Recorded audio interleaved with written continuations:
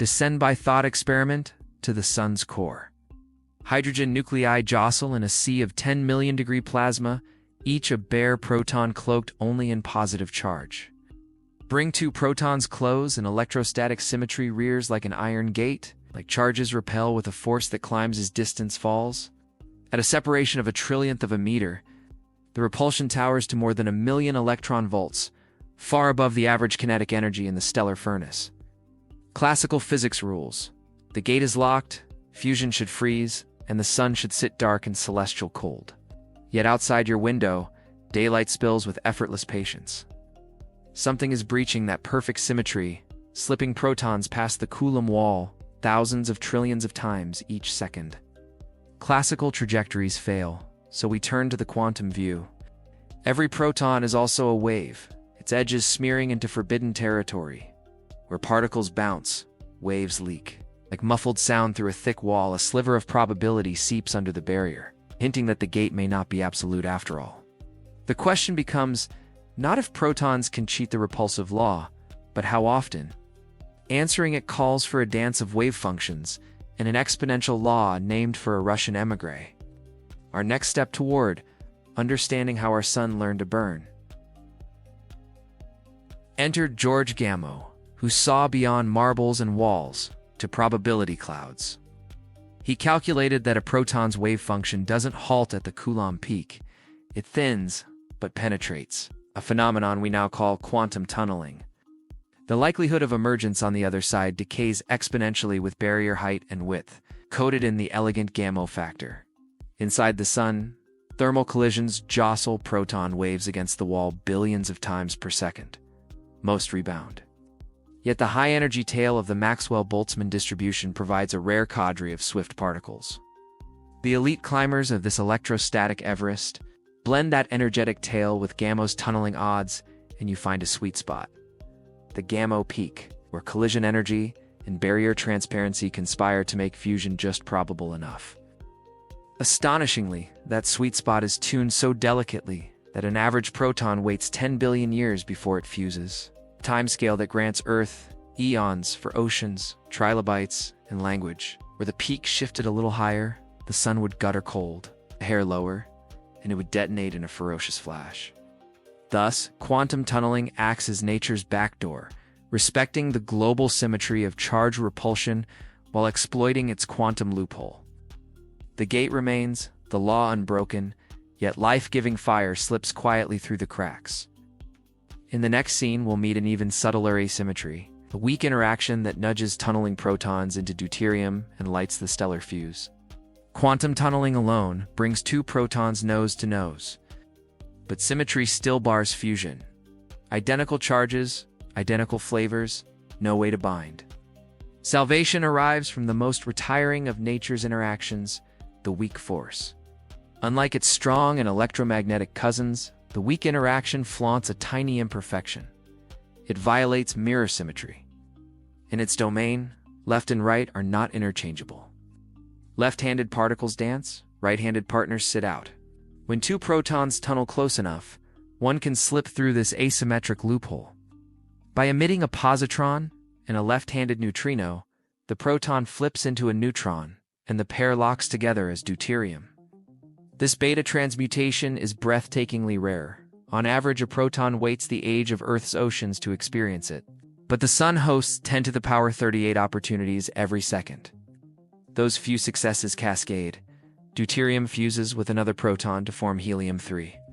To helium-3 nuclei merge into helium-4.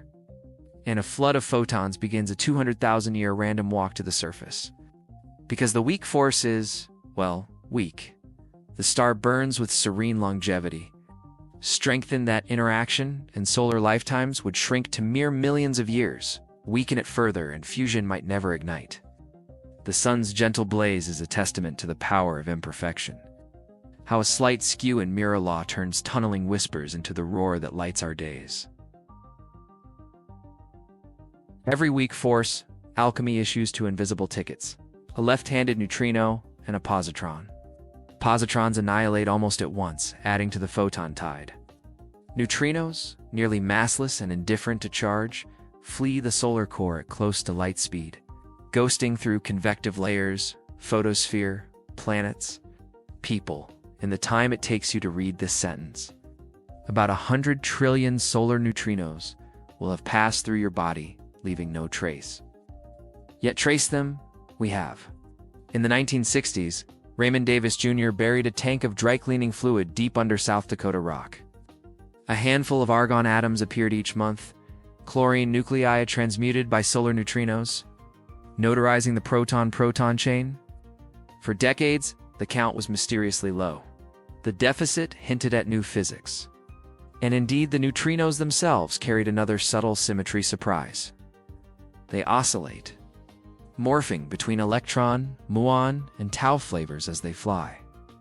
Flavor symmetry is slightly broken by tiny neutrino masses. That breakage solved the solar neutrino problem and earned a Nobel Prize in 2015. Today, water Cherenkov detectors like Super Kamiokande and ribbon phototubes in Antarctica's ice sheet catch bursts of blue light when rare neutrino interactions occur. Each flash is a receipt time-stamped 8 minutes after its journey began, proving that the sun's core still honors Noether's ledger every microsecond. In those ghostly particles, we hold the only direct witness of fusion's first act. A nightly reminder that symmetry's smallest breaches keep the stellar furnace glowing and life's narrative alive. The missing neutrino riddle lingered for 30 years, and like every good mystery, cracked open a deeper law. If electron-flavor neutrinos were vanishing, where did they go? They answered, they never disappeared. They changed costumes in flight. Inside the sun's dense plasma, neutrinos pass through a matter field that nudges their quantum phases differently, an effect known as the MSW resonance. As they escape into vacuum, these phases interfere, rotating the state vector among electron, muon, and tau flavors. Flavor symmetry would keep the three identities locked in perfect balance. All neutrinos were massless, but a sliver of mass less than a millionth of an electron tilts the symmetry, allowing oscillations. Sudbury Neutrino Observatory's heavy water tank finally tallied the full head count. Total neutrino number matched solar model predictions when all flavors were included. The bookkeeping was intact. The universe had simply chosen a subtle break in flavor symmetry to reveal another layer of its code. Those oscillations hint at still hidden symmetries. If neutrinos are their own antiparticles, lepton number could break at energies beyond our colliders, seeding matter over antimatter in the early cosmos. Thus, a shortfall in chlorine counts led physicists from solar fusion to the frontiers of cosmic evolution. Proof again that symmetry's smallest tremor can rattle the pillars of existence.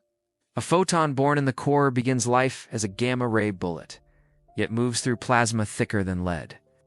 Momentum conservation locks each scattering angle to the previous, turning the photon's path into a drunken random walk. Billions of ricochets later, 200,000 years on average, it emerges at the photosphere, downgraded to visible light. Conservation laws guide every exchange.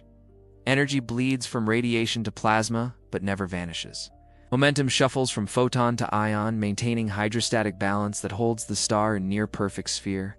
Beyond the photosphere, magnetic symmetry and its sudden breaks sculpts towering loops that heat the corona to 1,000,000 degrees. Here, alphon waves and reconnection tap conserved magnetic helicity, directing it skyward in solar wind streams that buffet Earth's magnetosphere. 8 minutes after leaving the surface, photons strike ocean waves and leaf canopies, closing a journey that began before humans mastered fire. The sun's light, then, is a palimpsest. First written by quantum tunneling and weak asymmetry, revised by millions of scatterings that honor energy-momentum symmetry, and finally signed by magnetic topology in the corona. Every dawn you witness is both a newborn event and a fossil from a time when continents sat in different places and life had yet to try walking on land. We have seen how a flawless electrostatic rule is bypassed by quantum tunneling, and how an almost negligible mirror symmetry crack in the weak force sets the stellar tempo.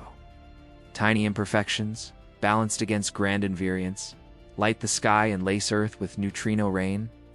But symmetry's creative power extends far beyond the sun. In the primordial universe, phase transitions shattered once perfect forces, freezing out the Higgs field and scattering seeds that gravity would later sculpt into galaxies. The same physics that lets protons fuse carved the pathways by which matter gained mass and antimatter faded. In Part 3, Broken Symmetry, New Worlds, we'll exit the solar core and roll time back to that incandescent beginning. We will watch symmetry crumble in stages, electroweak, strong, and perhaps supersymmetric, and see how each fracture unlocked new particles, new forces, new possibilities. From the Higgs field's silent choice of direction to the whispered in asymmetry that left us a universe of matter. Imperfection is not an error, it is the architect of everything complex, diverse, and alive.